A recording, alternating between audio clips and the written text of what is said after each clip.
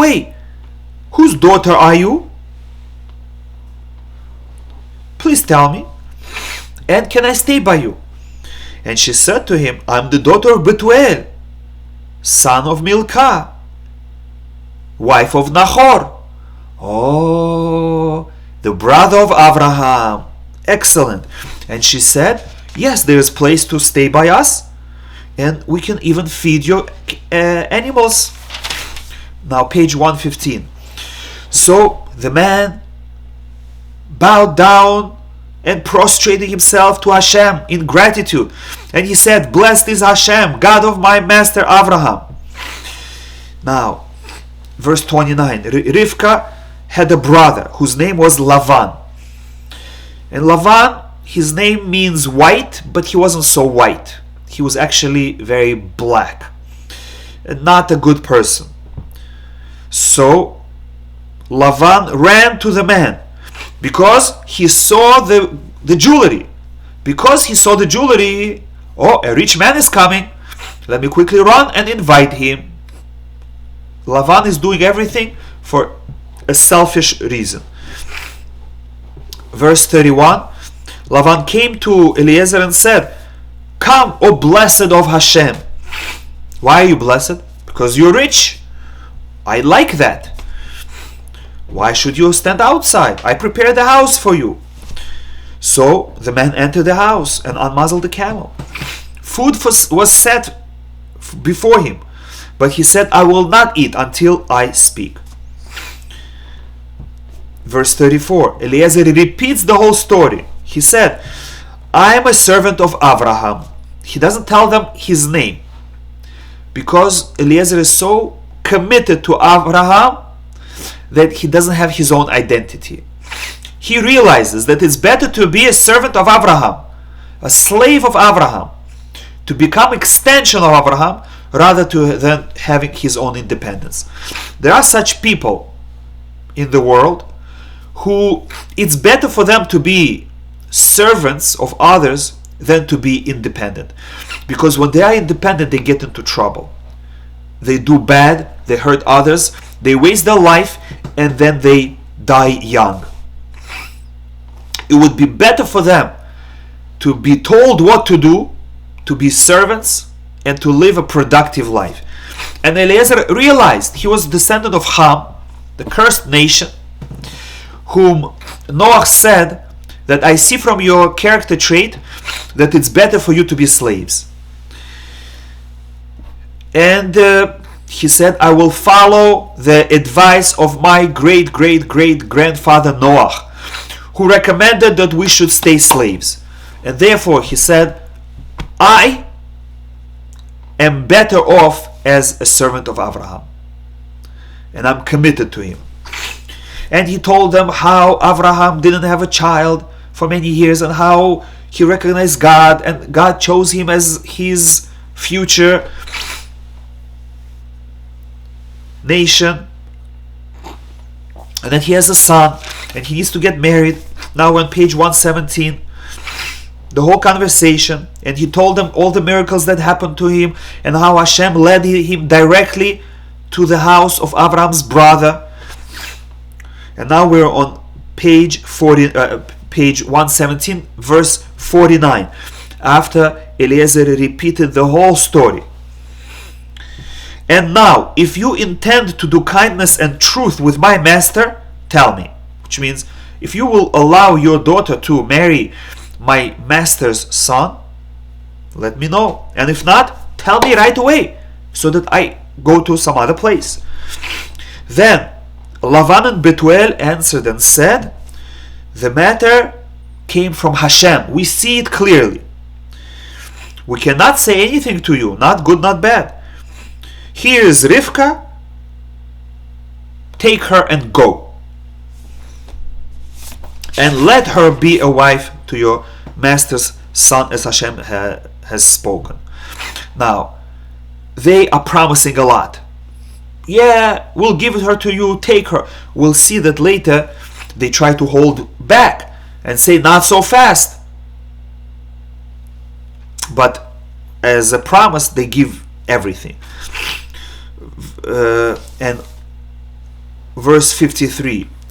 After the servant again thanked Hashem and prostrated himself, he brought out silver and golden utensils and precious garments and gave them to Rivka. And to the family he gave just delicious fruits. He knew they love money, and therefore he gave them something other than money. But from here we see the value of the fruits of the land of Israel. They are as valuable as objects of gold and silver.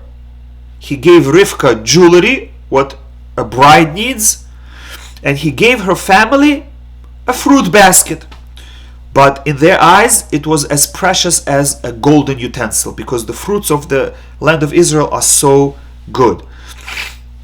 Now, they woke up the next morning, and he said, "Let me go." Verse 55, her brother and mother said, "Let the girl remain with us for a year or at least 10 months. Now they're trying to play with him and keep her back. And Eliezer said, "No, don't delay me. I have to leave now." Eliezer knew that every moment that Rivka spends in the household of Lavan is dangerous for her spiritually. He said, "I have to leave now." So they said, "Let's ask Rivka." Verse 58, they called Rivka and said to her, "Will you go with this man?" And she said, "I will go, for sure. I don't want to stay here." So, verse 60, they blessed Rivka and said, "Our sister, may you become to be thousands of myriad, and may your offspring inherit the gate of its enemies."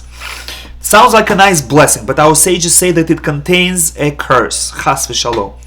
Why? Because they said you should only be as numerous as thousands of myriad. Thousands, plural, means 2,000. That's what the rule is. Whenever the Torah says plural without a number, it means 2. Of myriad. Myriad in English means 10,000. In Hebrew, revava means 10,000. So they said you should become 2,000 of 10,000s, which means 2,000 times 10,000 gives you 20 million. They put a limit, a ceiling on the Jewish people. They said you will only be maximum of 20 million people. And that has been the ceiling for the Jewish people from when they came out of Egypt. They were 15 million until now. Before the Holocaust we were 18 million. We went down to 12. Now we're again up to 15, 18. And as much as we try, we can't break through that ceiling until Mashiach comes, and then the Jewish people will become as numerous as the stars of the heaven. That's why our sages say that a blessing of an evil person is worse than a curse of a good person. Because the good person has good intentions. He is only cursing you, criticizing you because he wants your benefit. He wants you to stop doing something bad. And even though he's cursing you, he's doing it out of love. But an evil person that is blessing you, he has an evil intent. He wants really to see your downfall, chas v'shalom. And therefore, even when he's blessing, his desire is really to curse, chas v'shalom. So, Rivka and Eliezer with her entourage are traveling to Yitzhak. Verse 62. Now Yitzhak came from having gone to Be'er Lechai Roi, and that's the place where Hagar lived. Now that Sarah, his mother, passed away, and 3 years passed, he went back and he brought Hagar to Abraham.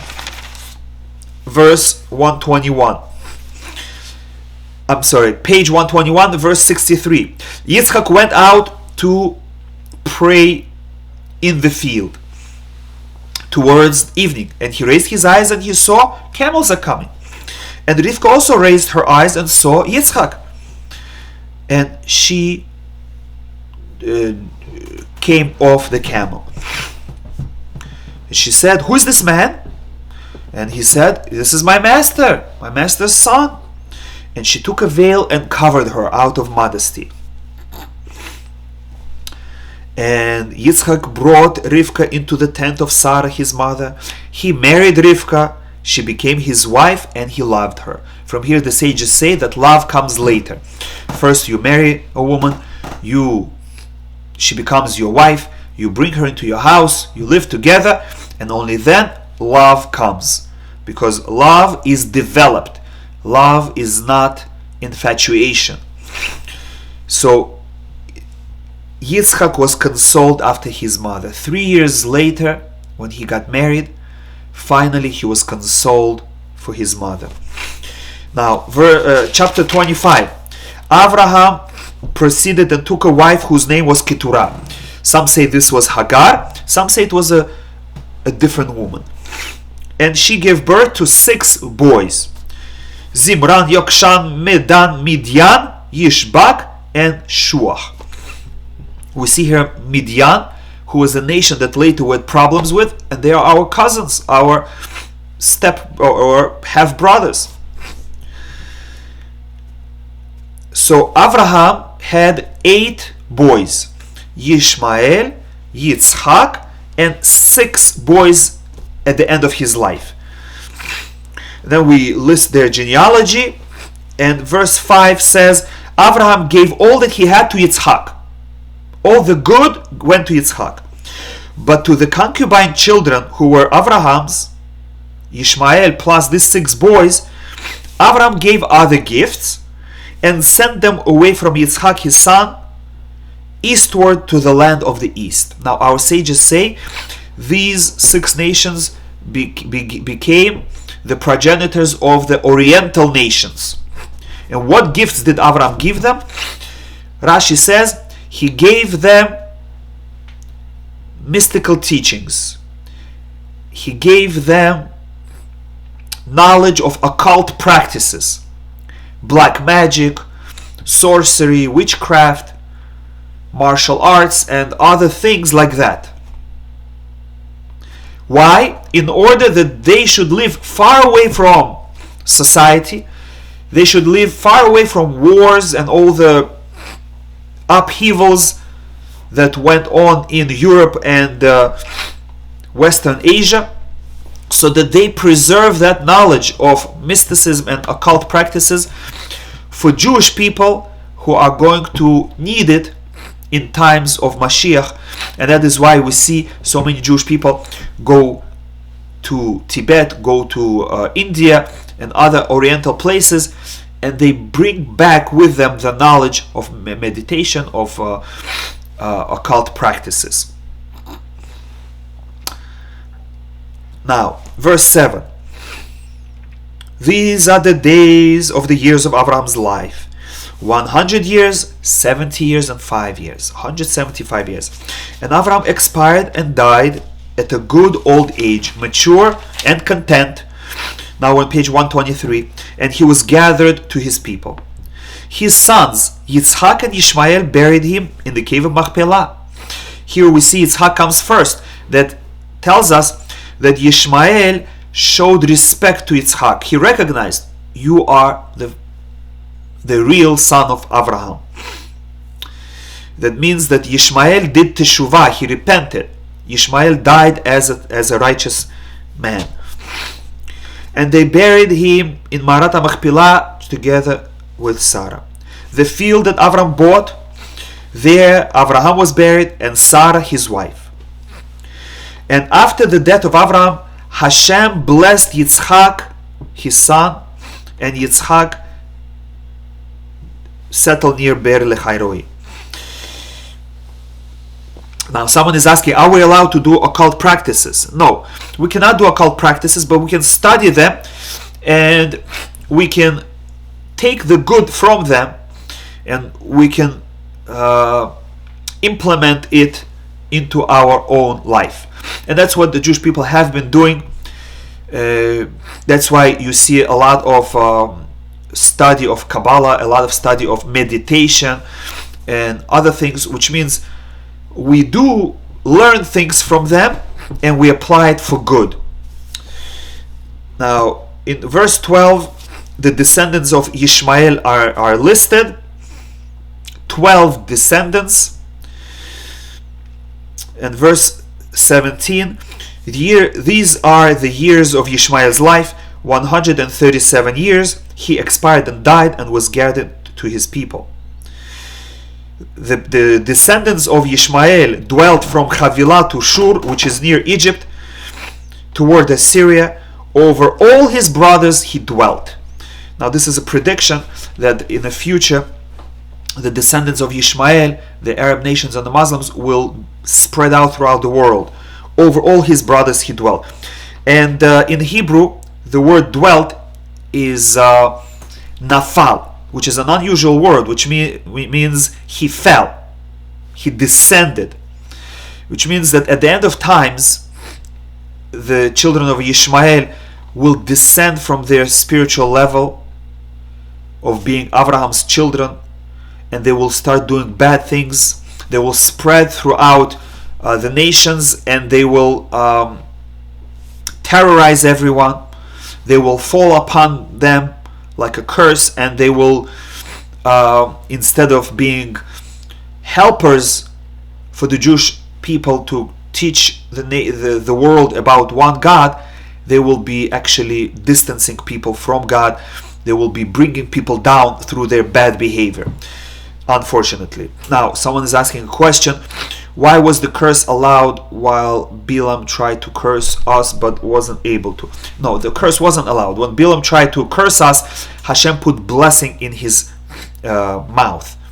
But Balaam's intention still had an effect.